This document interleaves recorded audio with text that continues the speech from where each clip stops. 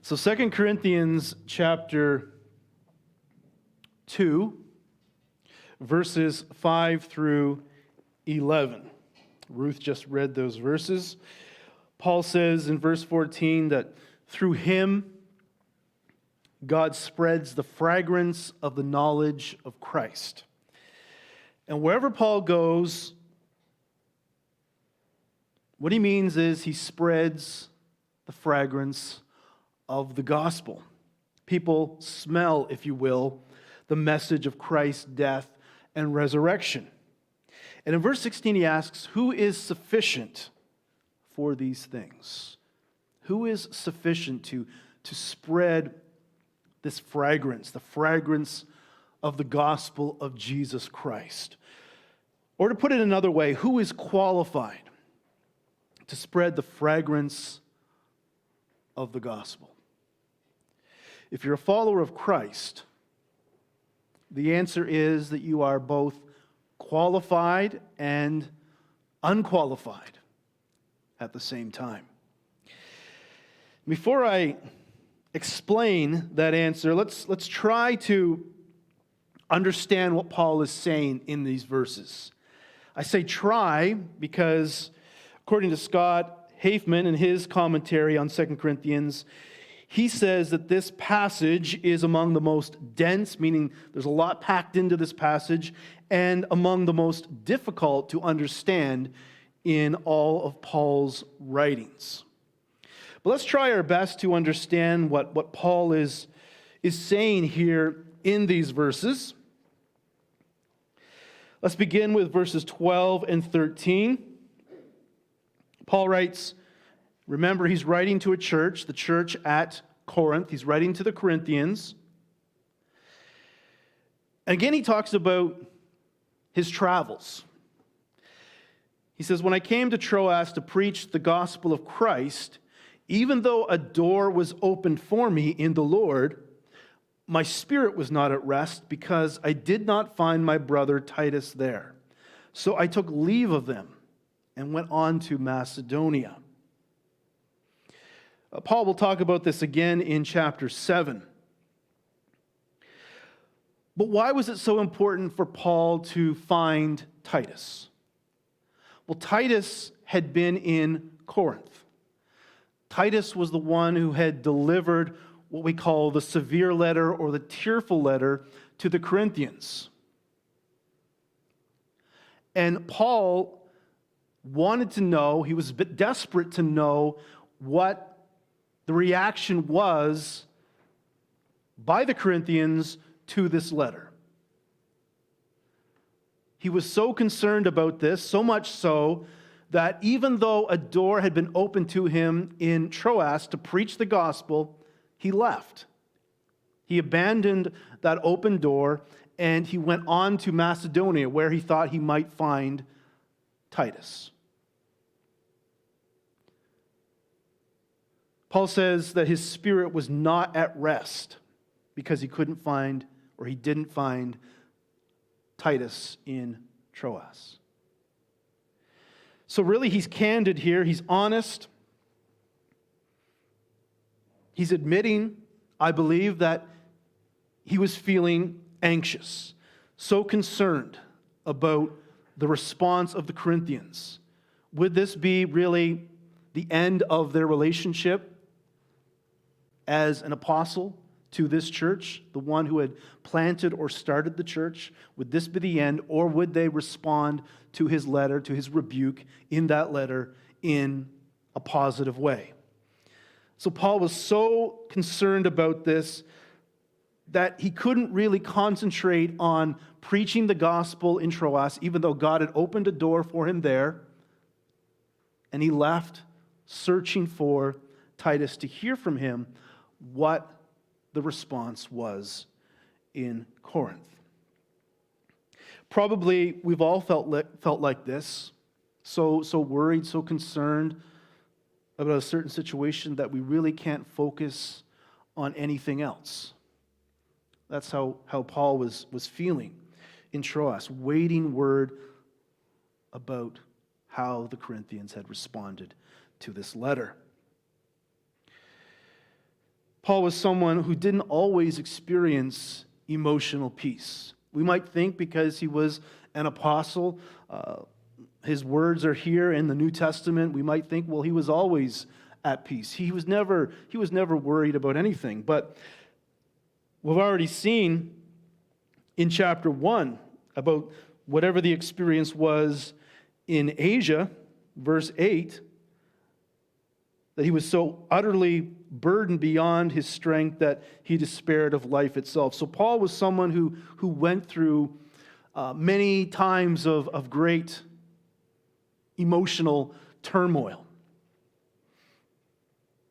So he didn't always experience emotional peace, even though he was doing the will of God as the apostle of Jesus Christ. So even if we're in ministry, even if we're serving the Lord, even if we're doing His will, that doesn't mean that we'll always experience emotional peace. And we might want to say to Paul at this point, but Paul, what about Philippians 4:6? Be anxious about nothing. Here Paul says, my spirit was not at rest. Well, in Philippians chapter 4, Paul says that when we feel anxious, we should go to God in prayer.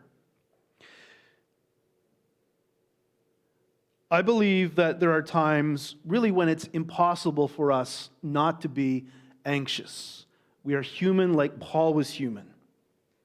But we should not have a faithless anxiety. Paul says, go to the Lord in prayer. So our anxiety should drive us to a deeper dependence on God. And so that's what it did with Paul. It didn't drive him away from God. It drove him to a deeper dependence on God.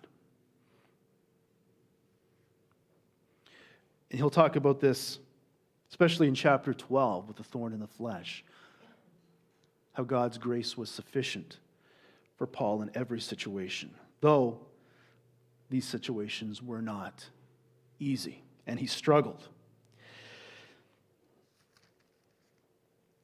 And so maybe we can identify with Paul not being at rest.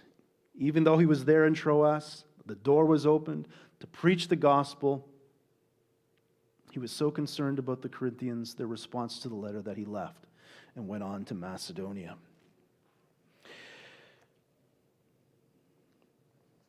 But again, it drove him to deeper dependence on God. It was not a faithless anxiety, but one in which he sought more to trust in the Lord.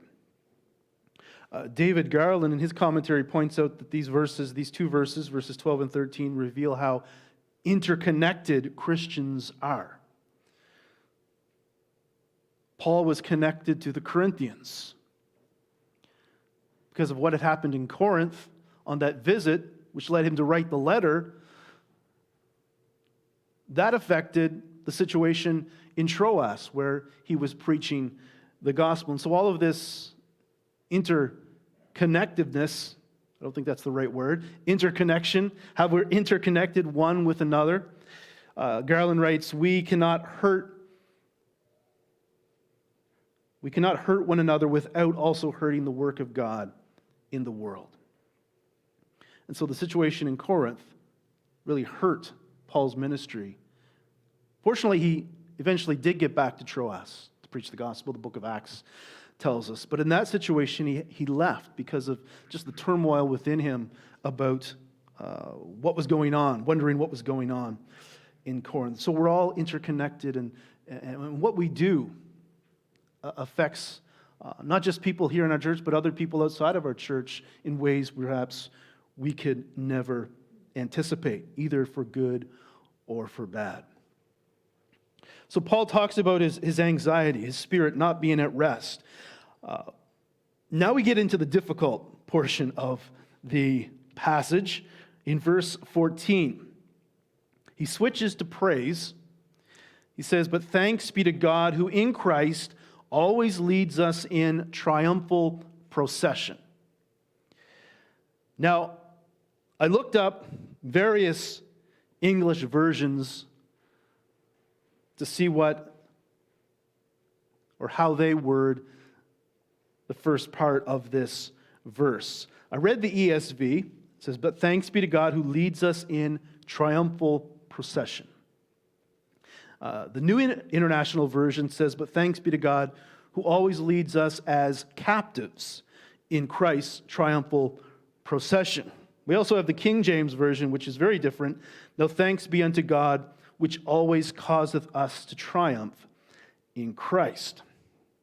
I read in one of my commentaries that John Calvin, in translating the original Greek, didn't like the idea of Paul being led as a captive. Didn't think it really fit. And so he actually changed the meaning of the Greek word, and that has been preserved in the King James Version. Not that I'm hating on the King James Version, but in this case, it's not as accurate as the other two versions. There's a Greek word in here, which is translated leads in triumphal procession. That's the ESV. It's only found twice, here and in Colossians 2:15 in the New Testament. In Colossians 2:15, we read that God disarmed rulers and authorities and put them to shame by triumphing over them in him. So it's translated here, by triumphing over. Would be the enemies of God. And so it's usually thought of in a negative sense. The scene that Paul has in mind here is that of a Roman triumphal procession, which would celebrate great military victories. You could think of a triumphal procession as a victory parade. Now, this past week, the Los Angeles Rams had a parade, victory parade, to celebrate their Super Bowl win. Similar thing. Now, there was one big difference. In a triumphal procession, near the end would come captives or prisoners. And they would be led either to become slaves or to be executed. So, you can sort of think of the Super Bowl parade as the Los Angeles Rams being celebrated, but then at the end come the losing team, the Cincinnati Bengals. And, if that were the case today, maybe they wouldn't become slaves or executed. Maybe they'd just be mocked and ridiculed. But that's the thought here when Paul talks about a triumphal procession, a victory parade, celebrating a military victory, the Roman general. And Christ, I think, here in this metaphor is like the general, the victor. The triumphator is the technical term, leading the captives behind him. Now, is Paul saying that he is led by God in triumphal procession as a captive? That's what the NIV says. Now, that's the dominant view in modern commentaries. And it's true that Paul was once an enemy of God. He was a persecutor of the church until Christ appeared to him on the road to Damascus, and Paul put his faith in Christ. Paul often calls himself a slave of Christ, a willing slave who joyfully did the will of God.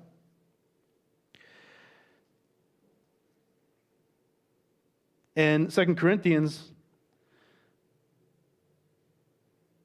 in this letter, he often talks about how he is led into situations that bring him suffering. And so this idea of Paul being led as a captive in a triumphal procession does fit the context of 2 Corinthians.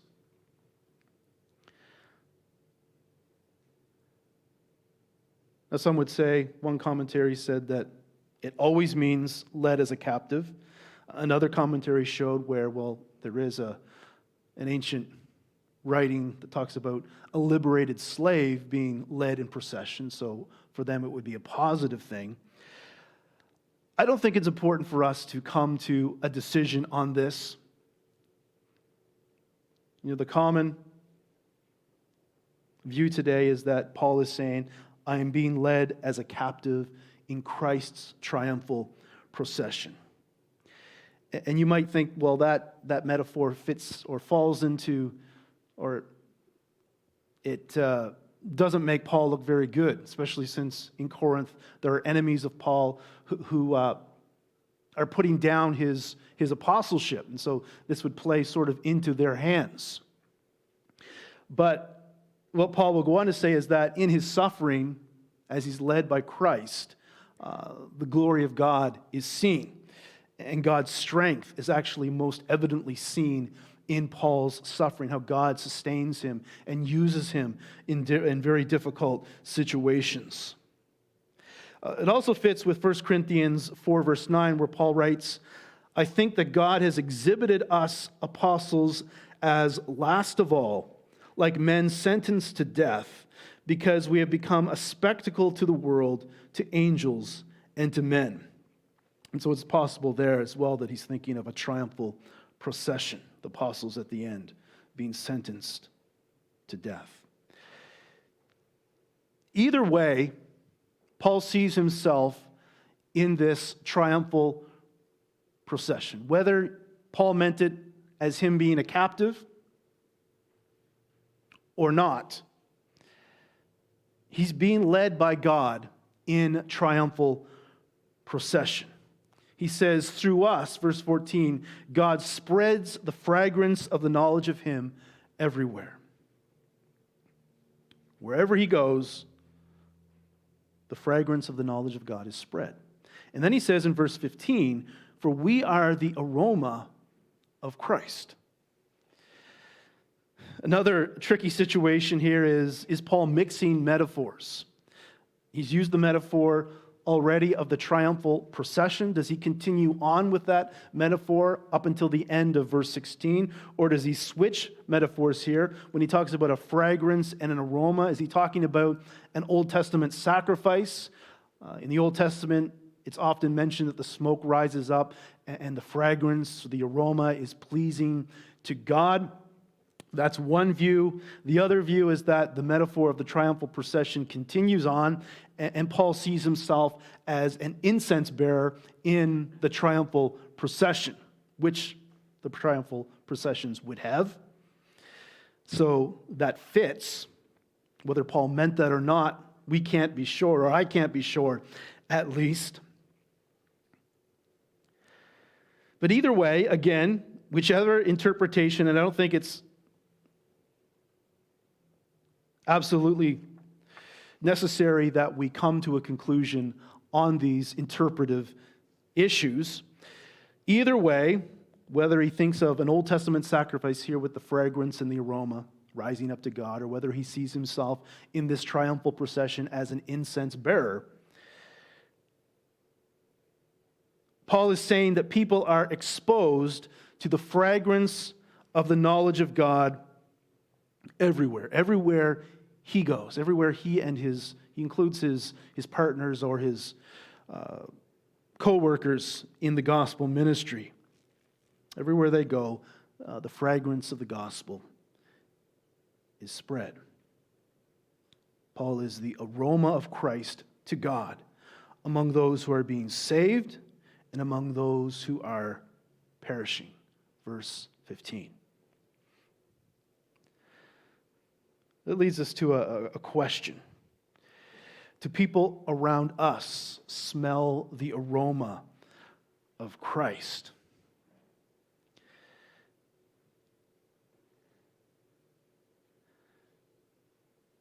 To use this metaphor of smell, we can either smell good like Christ or not. I'm mixing the metaphors again a little bit, but I've had a few shirts that I've exercised in, and the smell would never come out. Marcia would always tell me, throw out that shirt.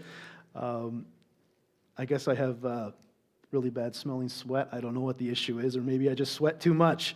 But I would carry around that stench wherever I would go, and I was told, get rid of the shirt. And eventually I would throw out the shirts. But do we have a smell like that where we go? Maybe we claim to be Christians, but we don't have the aroma of Christ. Paul was someone who had the aroma of Christ. He didn't just talk about the gospel, he didn't just preach the gospel, but he lived it out. The smell of Christ was on him in a sense. Do we have that same thing? Maybe you've heard the saying, preach the gospel at all times, use words if necessary. That's often wrongly attributed to St. Francis of Assisi. I'm not sure where it comes from. Part of that is helpful. You know, we just don't need words. If we just have words, but our lives don't line up with our words, then really our witness is not good. To use the analogy of smell, it stinks. And people are probably turned away from the gospel than attracted to it. And so we need to live the gospel, but we also know that words are necessary. Words are always necessary if a person is to be saved. A person can't be saved just by looking at a person's life. They must hear the message of the gospel. So words are always necessary. So the aroma of Christ includes the message of the cross. Paul lived out that message where Christ was faithful even though he was led to suffering, led to the cross. Paul was faithful even though he was led by Christ to situations of suffering. Verse 16 says, to one, this aroma of Christ, to one, it is a fragrance from death to death. To the other, a fragrance of life from life to life. So, again, if Paul is thinking still about the triumphal procession, this victory parade, then he's thinking about how that incense in the parade smells like to some sweet victory, and to others it stinks like death. To those who are captives, that incense smells like death because they know that probably they're going to end up executed.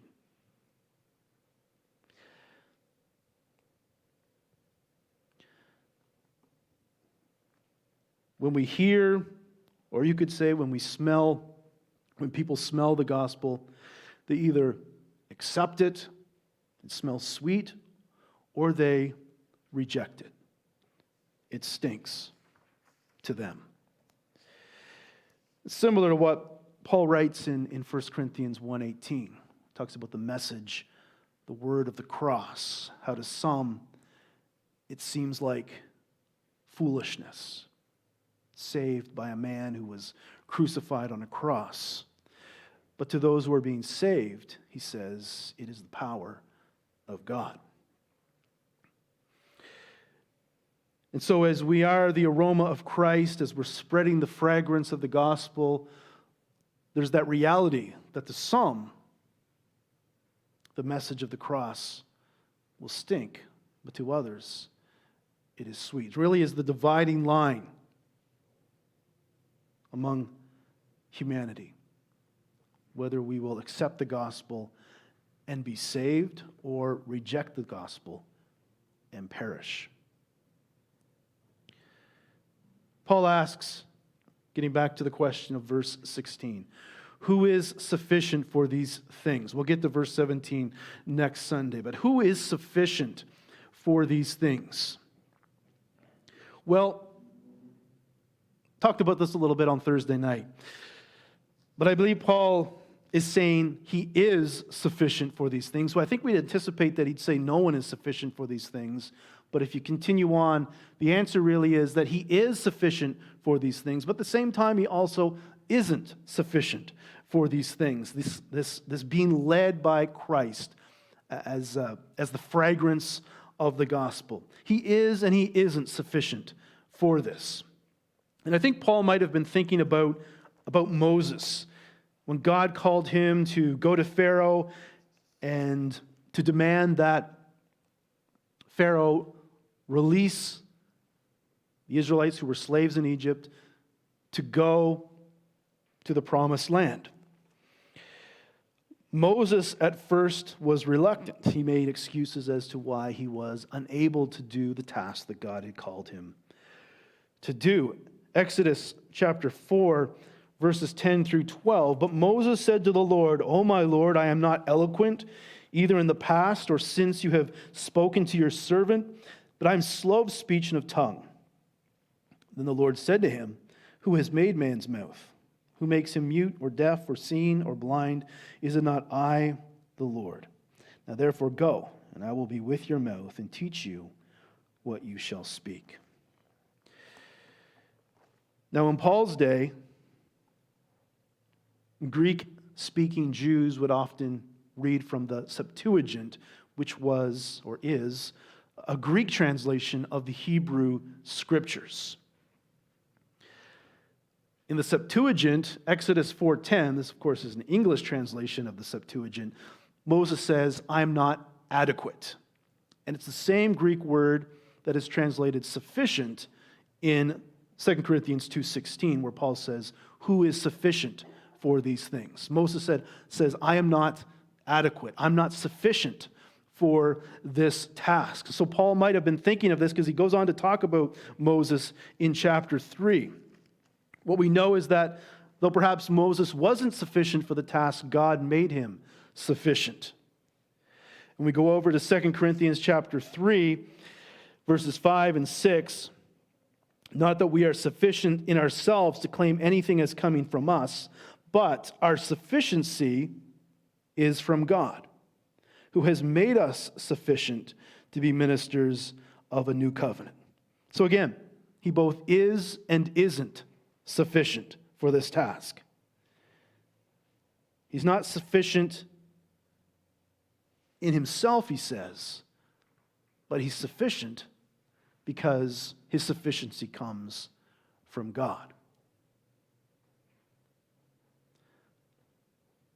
So who is qualified to spread the fragrance of the gospel, spreading it by both what we say and how we live? Who's sufficient? Who's qualified to do this?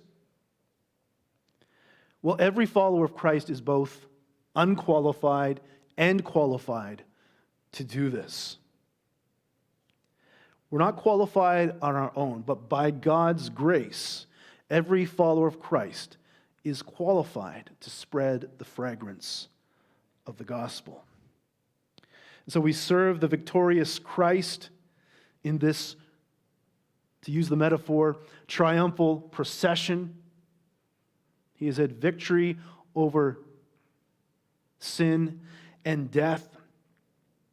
We follow him, and sometimes we follow him into very difficult situations. He told us to take up your cross and follow me. On our own, we're not qualified to do this, but by God's grace, God can make us qualified, sufficient.